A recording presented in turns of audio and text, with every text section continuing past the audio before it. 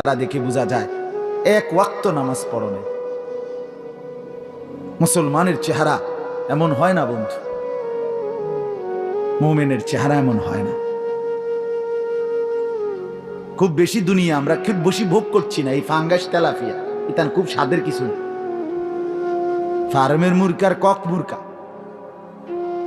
এই দুন্দুল করলা, ধনিয়া পাতা, কাঁচামরিচ, এই বাস। আর কি তা বেশি কি দুনিয়া? অতিরিক্ত খুব কিছু বনিয়া ভোগ করে ফেলছে দুনিয়া, খুব আশ্চর্য কিছু ভোগ করে ফেলছি আমরা। তাইলে আমরা কেন আমরা এমন করছি? আপনারা বাবারা একটা বারও ভাবতেছেন না ছেলে মেয়ের নামাজের দিকে? ছেড়ে দিছে স্বামী, ছেড়ে দিছে স্ত্রীকে, বেড়ি তোর মতো তুই চল। আশ্চর্য! আল্লাহ তাআলা আমাদেরকে বুঝ দান করে, আল্লাহ তাআলা আমাদের হৃদয়ে ফিকির দান করে। ছেলেদেরকে অনুরোধ করছি, বাপ তোমরা মুসলমানের সন্তান, তোমাদের জিন্দিগি মোবাইলের জন্য না বাপ, তোমরা এই খামখেয়ালির জিন্দিগি ছাড়ো। নাইলে এই নওজোয়ান ছেলেদের লাগাতার গুনাহ, অশ্লীলতা, বেহায়াপনা, বিশ্বাস করেন বাবাদেরকে বলি, চাচারা আল্লাহর কসম পুরা জাতি এটার মাসুল দিতে হবে।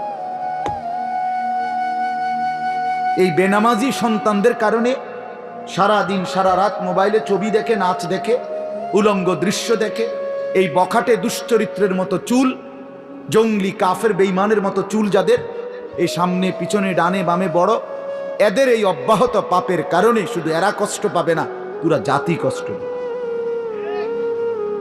এটাই বাস্তবতা। ওয়াত্তাকু ফিতনাতাল লা তুসিবান্নাল্লাযীনা যালামু মিনকুম খাসসা, কোরআনের স্পষ্ট আয়াত। আল্লাহ তাআলা বলছে, আমার বান্দারা, আমার দুনিয়ার শাস্তিকে ভয় করো। আমার দুনিয়ার শাস্তি এক রকম, আমার আখিরাতের শাস্তি আরেক রকম। আমি দুনিয়ার শাস্তি যখন দেই তখন শুধু জালেম পাপীকে দেই না, বরং অনুগত, অবাধ্য, নাফরমান, ফরমাবরদার উভয়কে আমি জমিনের মধ্যে শাস্তি দেই। আর আখিরাতে শুধু নেককারকে জান্নাত দেব, নাফরমানকে জাহান্নাম দেব, সেখানে আলাদা, কিন্তু এখানে সমানভাবে শেষ করব।